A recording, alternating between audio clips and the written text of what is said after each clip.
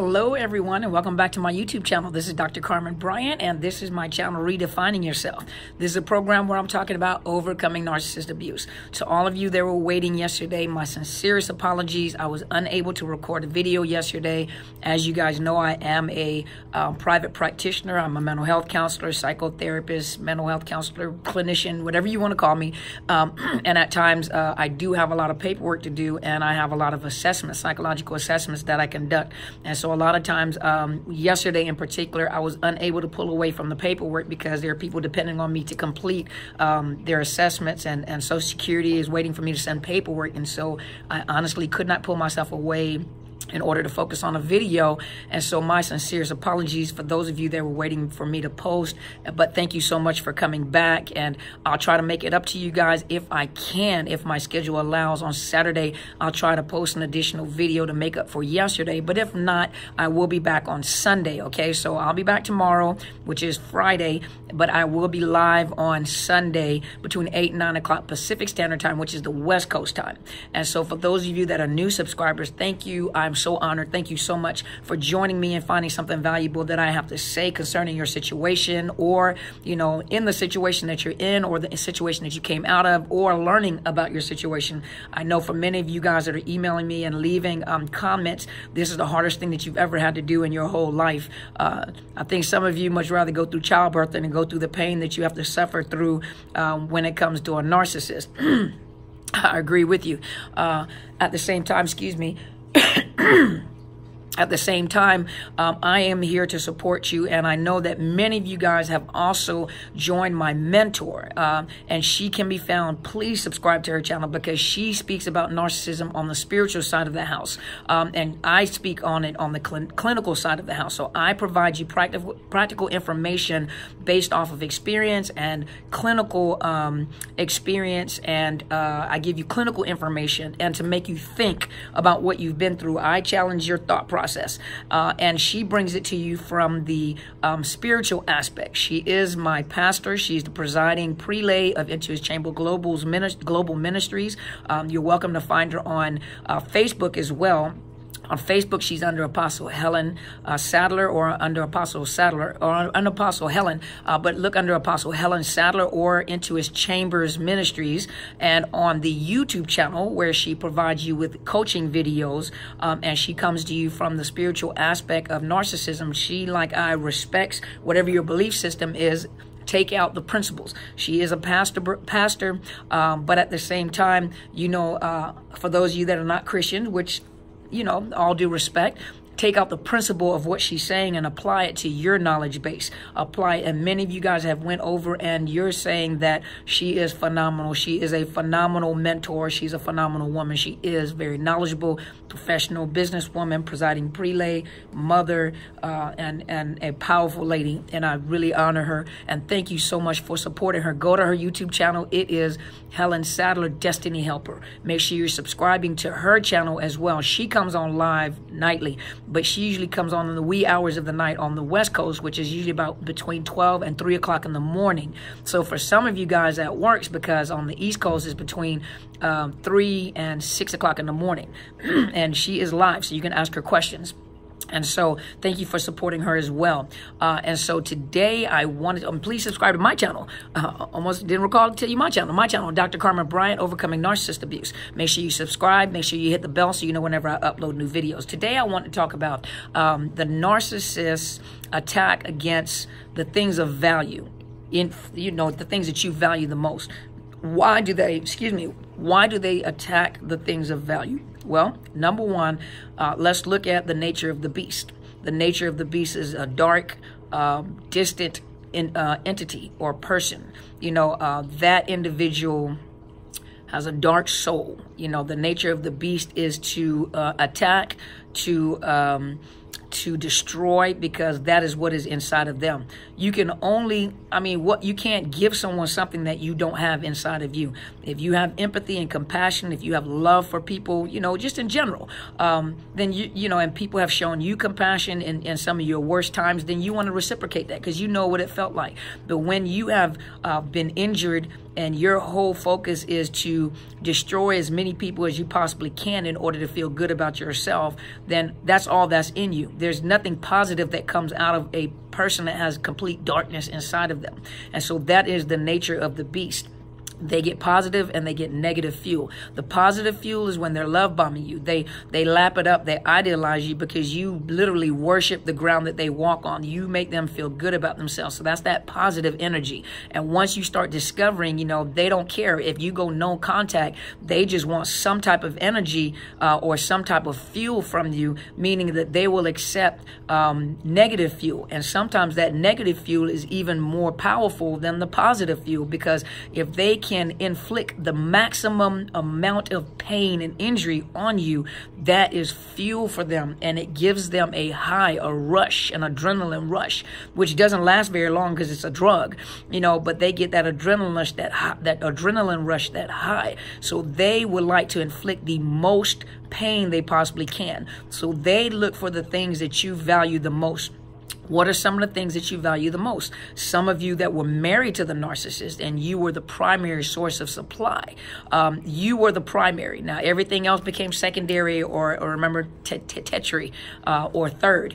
You know, the third was where they go in and people just compliment. Oh, my gosh, you're so nice. Oh, you have a child that's in college. You know, that's that compliment, or, you know, that's irrelevant. Those just a little fuel that they get throughout the day. The secondary supply or the secondary fuel is where they're seeking fuel from family members, close relatives, children, or even a secondary, you know, a side chick, side dude. You know, that's the terminology today, a side chick or side dude.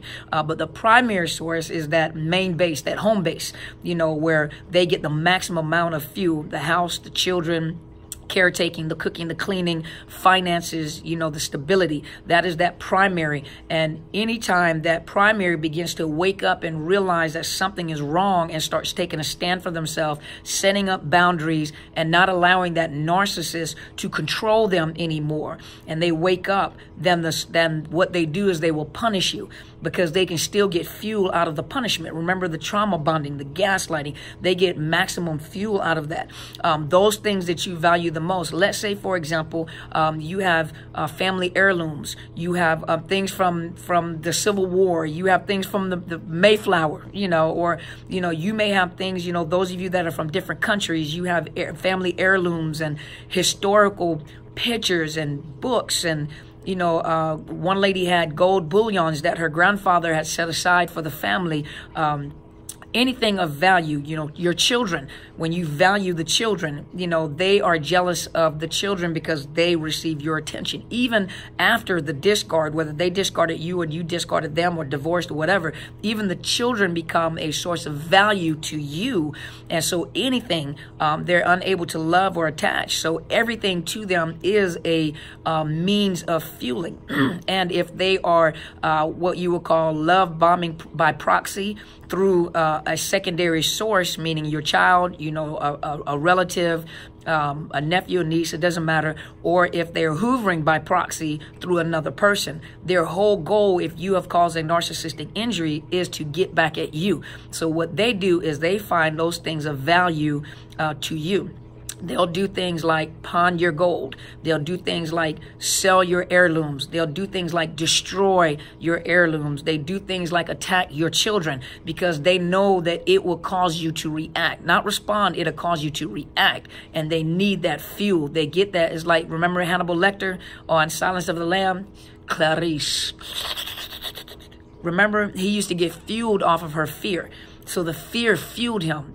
Hannibal Lecter was a narcissist and a psychopath, or antisocial personality disorder.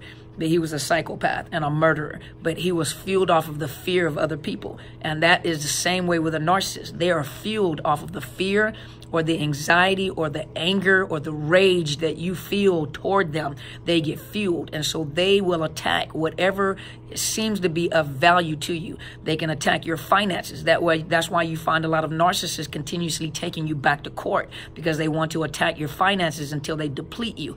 Because how dare you come up against me? Even something as simple as putting up a boundary or going no contact. How dare you? You belong to me. I own you. And so you don't just not talk to me, because that's what I use. You don't just not talk to me. So what I'll do is I force you to talk to me. And so they'll use the court systems to force you to talk to them. And what you'll do is you'll find yourself explaining yourself, proving yourself. They'll bring up accusations in courts, because that's the only way they can get you to talk, or they can find out where you are when you're trying to defend yourself, when you start talking, when you start writing letters back. Lawyers submit everything, and so they can see where you're at. They can hear it. They can literally hear the words on the paper. And so that's why when it comes to court, you have to learn how to stonewall. Take your emotions out of everything. Stick to the facts. In the military, bottom line up front, the Bluff Concept. Take your emotions out of it. If you write something, step back, get your emotions in check, look back, look at facts only. When it comes to your children, you're having a counterparent, co-parent, counterparent. Take your emotions out of it, look at it as a business transaction. But do know that your children are subject to being abused as well, because they know that you value the children, and so they will torment your kids. Now, some of them may not physically torment the children; they will psychologically torment them. If they did it to you, if they love bombed you and they tormented you psychologically, that's the same thing they're doing to the kids. That's the nature of the beast. It doesn't matter what it looks like. What it looks like is not what it is. You have to look at it at what it is. And they love bombed you. They trauma bonded you. Same thing they do to the children. They love bomb them. They trauma bond them. They look like the ideal mother or father. All these things that I do, because they get fuel from secondary sources and people around them. Oh, you're such a great parent. Oh my gosh, you spend so much money. But it's all because they need fuel. But behind closed doors, the child becomes resistant or rebellious, or like kids do. They because of you. A lot of times it's because of you as well. They torment the children. Psychologically, they torment the children. So they'll love bomb them and then discard the child. The thing about it is that when you would discard it, think about how you felt. Some of you are really struggling with this discard. So imagine what a child feels. And a child is innocent. A child is, they love their parent. They don't understand why they've been discarded. They don't understand why you don't love me. I must not be good enough. And you guys that have had narcissistic parents, think about it. That's the same thing your children are going through, but they get double fuel. They get fuel from the child, because the child doesn't understand why have they been discarded or they're being tormented. Likewise, you wanting to protect your children, they're getting fuel from you as well, because you're reacting. So you have to be wise, and what you have to do is you have to educate yourself. They study you for a long time. They're very patient. They've studied you. They studied your nature. So that's the same thing like a zoologist, or those that you see on the wild animal kingdom. They talk about the nature of a lion, the nature of the wild the beetle, the dung beetle, but you have those that study forensic science. They study the nature of a criminal mind. They take years to study how a criminal mind operates. That's where forensic psychologists come from. So forensic science come from. They study the nature of the criminal in order to describe. They look at a crime scene, and then they can profile the individual, and they can give you details that you really would not have had, but they picked it up from the crime scene. They picked it up from the different types of way they murder and they do things. They can tell you the psychological breakdown, the psychological nature of the criminal. This is what a lot of you have to do. You're gonna have to study the nature of the enemy, the nature of the beast. You have to study. You go not just on my videos, go on my mentors' videos. There are other videos out there from people that know what they're talking about concerning narcissism. Study the nature of your enemy. In the military, anytime we deployed, I've never deployed. I've never been in a war zone. Prepared for it, but never went to a war zone. The farthest I've ever been in a deployment-like atmosphere was when I went to Korea. I've never deployed into a war zone. However, we are prepared throughout our whole military career for a war zone. But anytime you're dealing with the military, that's why they have CIA. That's why they have special forces. That's why they have Navy SEALs. You have political assassins. You have intel. You have all these different components, psychological warfare. They study the enemy. We don't just go out to war not knowing anything about our enemy. The way that the enemy studies us, we study the enemy. We need to know the terrain. We need to know where they come from, the culture, the religion. How do they train their children? Some children, especially in Iraq and Afghanistan, they have been raised up from the time that they were babies to be war fighters, to come up against Americans. They have been told things about Americans that is not true, that we're, the type of people that we are. Also, they talk about our empathy. The biggest thing when soldiers deployed, they have a compassion for children. So they were willing to give them MREs and feed the kids. And they were told here, they're trained here not to do that because children are trained to kill you. They're strapped with bombs, but they play on the emotions and the empathy of the American soldiers when they're trying to feed them or give them things, out of humanitarian or compassion for the kids. And the kids are strapped with bombs, and so are the women. And they end up killing mass casualties because they played on the empathy of the soldiers. And so before any component of the military, that's Army, Marines, Navy, Air Force, reserve components, anyone is ever deployed, the enemy and the terrain that we're deploying to has been studied. The enemy has been studied, and we have been trained before we go into that terrain. Just like with the desert uniform, you wore the desert uniform to go out into the desert. Then when it changed over to Afghanistan, it's more green. The uniform turned back to green. The Air Force wears a specific type of uniform because of the fact of the environment that they're in. And what I'm saying to you is you have to study the enemy. And what happens is the narcissist has become the enemy. You now see it by the things that have happened in your life. They take the things that you value the most and use it against you to inflict the maximum pain that they can inflict in order to get the maximum amount of fuel. It's like squeezing blood out of a turnip. They do it, and they do it because they need that fuel. Whether it's things that you value in your home, they throw it away, they destroy it, they destroy your home, they destroy your car. You may have worked for hours, and this is your very first car that you ever got, a brand new car. They'll destroy the car. First time you've ever bought brand new furniture, you have brand new furniture for the first time. They have no value for it. They destroy it. Anything you place value on, they destroy it. Your family, your friends, anything. And like I said with military, they studied the enemy in order to go fight the enemy in their environment. The military goes into the environment of the enemy. The enemy has come into your environment, has studied you. You have allowed the enemy to study you because you didn't know you were with a narcissist. But they've studied you. Remember, they mirror you. They study your nature. They study how you talk. Remember, they mirror you and they morph into you. And so what happens is they've studied you. They picked up on your language. They picked up on the way that you think. They picked up on the way that you respond and react. So they know how to push your buttons. Now is your turn, coming out of these situations, to go back and study the enemy. You need to study as much as you can about narcissism. Study as much as you can. If you are coming out of a relationship with a narcissist, study as much as you can about that narcissist in order to know how to counteract the narcissist. The more knowledge you get, the more you pump the information in you, the more desensitized you become because you're on high sensitive. Remember hypersensitivity, post-traumatic stress, that hypersensitivity. You're constantly, you're constantly hyperactive. You're constantly hypersensitive. Everything about that narcissist, they come around and they can sense that anxiety. But the more you educate yourself, the more you bring, the more you stonewall. The more you stonewall, meaning that you don't show your emotions. If you need to come and vent, you need to come and talk to a therapist, do that. Do not show them your emotions. Do not let them feel that energy. So you have to study the nature of the narcissist. That's how we're going to become narcissist destroyers. We're not going to kill the person, but we're sure going to make sure we get this residue out of us. Get the residue out of your head. Get the residue out of your heart. Desensitize you. And when I say desensitize, because you're hypersensitive, desensitize you mean to normalize you again. Pump this information in you.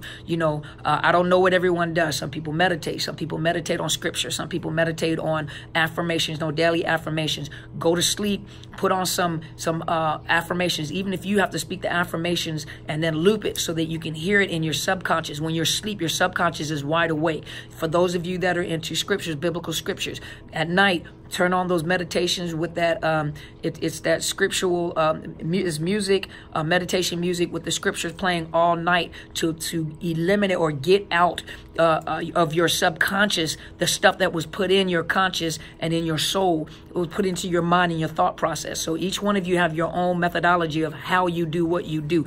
Those of you that meditate, those of you that use scriptures, whatever you do, Remember, a lot of times, well, not a lot of times, so those of you that are in the medical field, you know that after a major surgery, a lot of that is pain, a lot of the care after that is pain management and wound management. You have to prevent MRSA, you have to prevent staph infection. You have to prevent gangrene. You have to make sure you clean the wound and keep the wound clean. A lot of it is wound care, and the more intense the surgery was, the more intense the pain may be, and the more intense the wound care is. Sometimes you have nurses that come over for aftercare to make sure they're taking care of the wound. You had transplants and making sure they give you medication to keep from the new appendage or whatever the transplant was, to make sure the body doesn't reject it. Major accidents that have happened, they come into the emergency room. Number one, they do shock prevention. Then they have to do pain management, and then they have to do wound care, resetting bones, fixing bones, wiring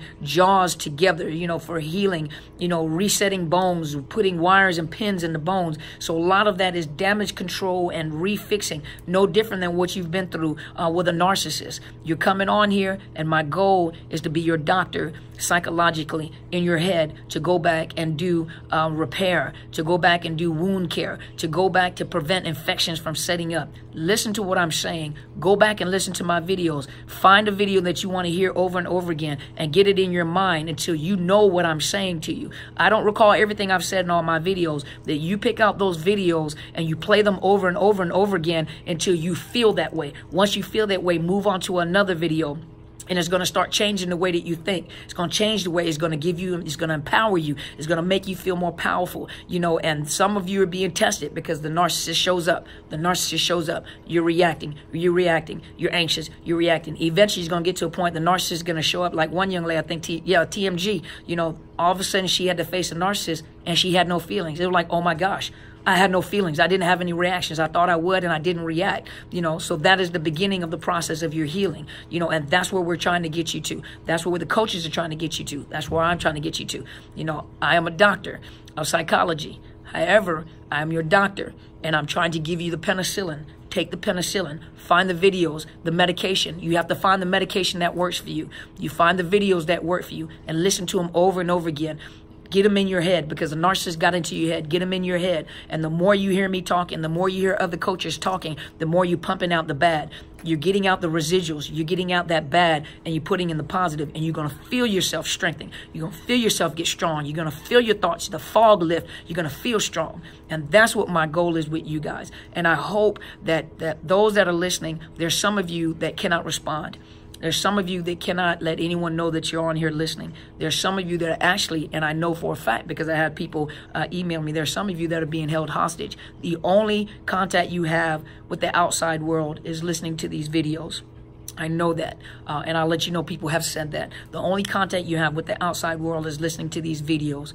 I can't tell you what to do as an escape plan because they're watching you. But what I can say is pump these videos into you so you can gain the strength. And something that I say is going to make you click, and you're going to reach out for help to get you out of your situation, to get you out of there. There are resources. There is. If you go online and Google the domestic violence hotline, sex trafficking, human trafficking, all those agencies help get you out of the situation that you're in and put you in a safe place. Even if you have to start all over again, starting all over again is better than being tormented and tortured on a daily basis. So whoever's out there listening to me and you can't respond and you can't let me know, what I'm telling you to do is erase your tracks off of the phone and off the computer so you cannot be tracked. Erase the videos after you finish looking at them, but listen to my videos. Go find other coaches that are talking about the same thing that I'm talking about that's going to help you. Whatever is going to help you, whatever coach fits for you,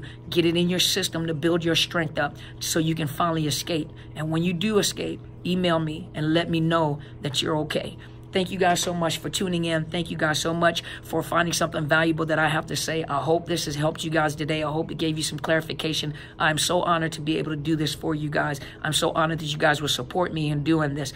Send your questions. Let me know what you'd like me to talk about. And if you have not already, please subscribe to my YouTube channel. I am Dr. Carmen Bryant, Overcoming Narcissist Abuse. Hit the bell so you know whenever I upload new videos. I am Changing the name of my Facebook page is not as easy as I thought it was. I did change the title. So on the title of it, it says Overcoming Narcissist Abuse, but the name of the Facebook page is still the same. It's Psychological Health Consultants and Services. I put in a change of name, and so I'm waiting for it to update. When it updates, I'll let you guys know so you'll know where to go look at. So I've taken a lot of the information that I had from my private practice off because you guys are calling from across the nation. So my phone blows up. So I have a high volume of call from all over the nation. So I don't even know when my clients are calling. So my clients personally know how to contact me, but the phone blows. You know, there's so many phone calls, so many emails, and so many voice messages that I didn't know that many voice messages could be on one telephone. But thank you guys so much for supporting me and reaching out. And I'm sorry that I cannot talk to everyone. I'm sorry that I cannot reach out and talk to everyone.